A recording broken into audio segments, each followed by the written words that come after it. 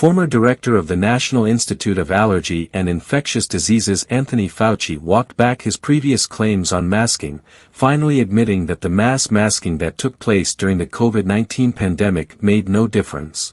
Brett Stevens in The Times talked about Cochrane. Put that on the screen.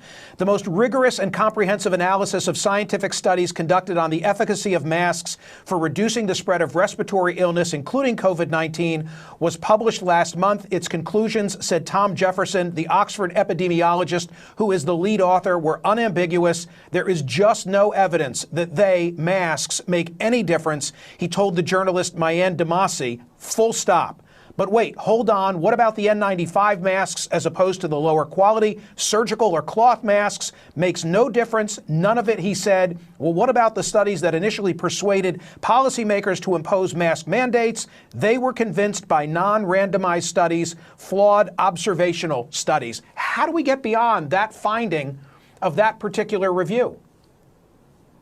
Yeah, but there are other studies, Michael, that show at an individual level for individual. When you're talking about the effect on the epidemic or the pandemic as a whole, the data are less strong.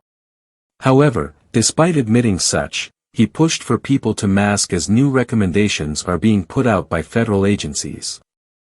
It's odd to see Fauci seemingly admit that masking has done nothing to protect America as a whole but still push that it would protect an individual. It seems so obviously contradictory that it would be expected that someone as accomplished as him would catch it, but somehow the illogical statement slipped out.